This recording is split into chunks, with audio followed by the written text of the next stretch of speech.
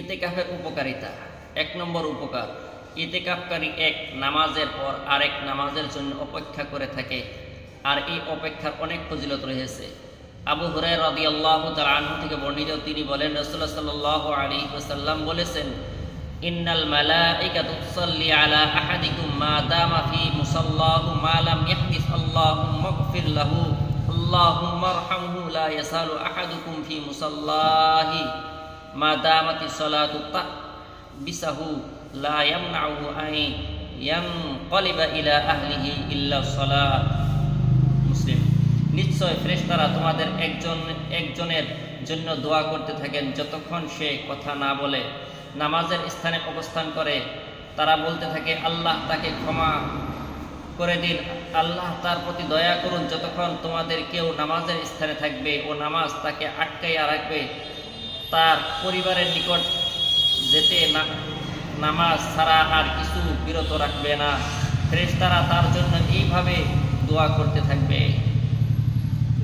ইতিকাফকারী কদরের রাতের তালাশে থাকে, যে রাত অনির্দিষ্টভাবে রমজানের যে কোনো রাত হতে পারে।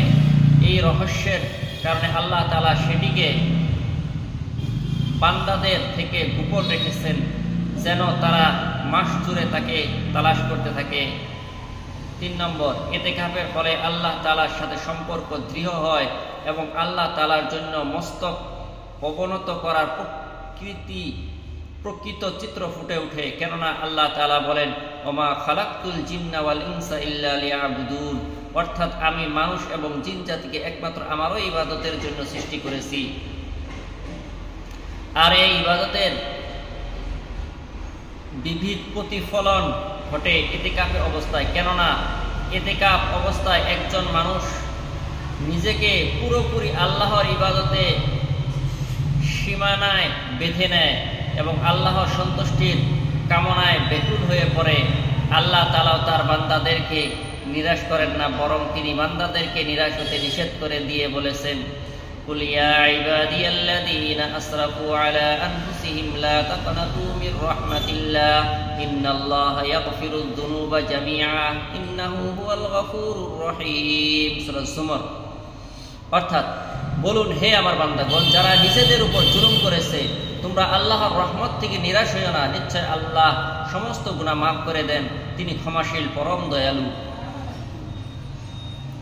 وَإِذَا سَأَلَكَ عِبَادِي عَنِّي فَإِنِّي قَرِيبٌ أُجِيبُ دَعْوَةَ الدَّاعِ إِذَا دَعَانِ فَلْيَسْتَجِيبُوا لِي وَلْيُؤْمِنُوا بِي لَعَلَّهُمْ يَرْشُدُونَ। আর আমার বান্দারা যখন তোমার কাছে জিজ্ঞেস করে আমার ব্যাপারে, বস্তুত আমি রয়েছি সন্নিকটে, প্রার্থনাকারী প্রার্থনা কবুল করি যখন সে প্রার্থনা করে। কাজেই তারা যেন আমার হুকুম মান্য করে এবং আমার প্রতি বিশ্বাস স্থাপন করে, সম্ভবত তারা পথ প্রাপ্ত হবে।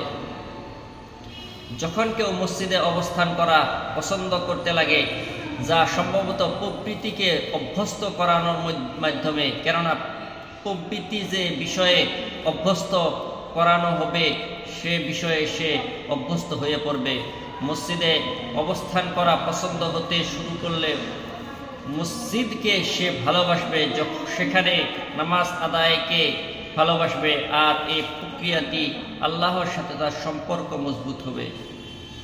হৃদয়ে সৃষ্টি হবে নামাজের ভালোবাসা এবং নামাজ আদায়ের মাধ্যমে অনুভব করতে শুরু করবে হৃদয়ের প্রশান্তি, যে প্রশান্তির কথা রাসূলুল্লাহ সাল্লাল্লাহু আলাইহি ওয়াসাল্লাম এভাবে বলিয়েছেন, আরিফনা বিহা ইয়া বিলাল, আরিফনা বিহা ইয়া বিলাল, নামাজের মাধ্যমে আমাদেরকে শান্ত করো হে বিলাল, নামাজের মাধ্যমে আমাদেরকে শান্ত করো হে বিলাল। ৫ নম্বর, মসজিদে ইতিকাফের মধ্যে একমাত্র আল্লাহ তাআলার উদ্দেশ্য নিজেকে আবদ্ধ করে নেওয়ার কারণ মুসলমানের অন্তরের কঠোরতা দূরীভূত হয়। কেননা কঠোরতা দৃষ্টি হয় দুনিয়ার প্রতি ভালোবাসা ও পার্থিবতায় নিজেকে আরোপিত করে রাখার কারণে, মসজিদে নিজেকে আবদ্ধ করে রাখার কারণে দুনিয়া প্রতি ভালোবাসা সেট করে এবং আত্মিক উন্নতির অভিজ্ঞতা অনুভব হয়। মসজিদে ইতিকাফ করার কারণে ফেরেশতারা দোয়া করতে থাকে, ফলে ইতিকাফকারী ব্যক্তির আত্মা নিম্নাবস্থায় নাগপাশ কাটিয়ে ফেরেশতাদের স্তরের দিক ধাবিত হয়। ফেরেশতাদের পর্যায় থেকেও বরং ঊর্ধ্বের উঠার প্রয়াস পায়, কেননা ফেরেশতাদের প্রবৃত্তি নেই বিধায় প্রবৃত্তির ফাঁদে তারা পড়ে না, আর মানুষের প্রবৃত্তি থাকা সত্ত্বেও সব কিছু থেকে মুক্ত হয়ে আল্লাহর জন্য একাগ্রচিত্ত হয়ে যায়। ইতিকাফের মধ্যে অন্তরে প্রশান্তি আসে, বেশি বেশি কোরআন তিলাওয়াতের সুযোগ সৃষ্টি হয়, ঐকান্তিকভাবে তওবা করার সুযোগ লাভ হয়, তাহাজ্জুদে অভ্যস্ত হওয়া যায়, সময়কে সুন্দরভাবে কাজে লাগানো যায়।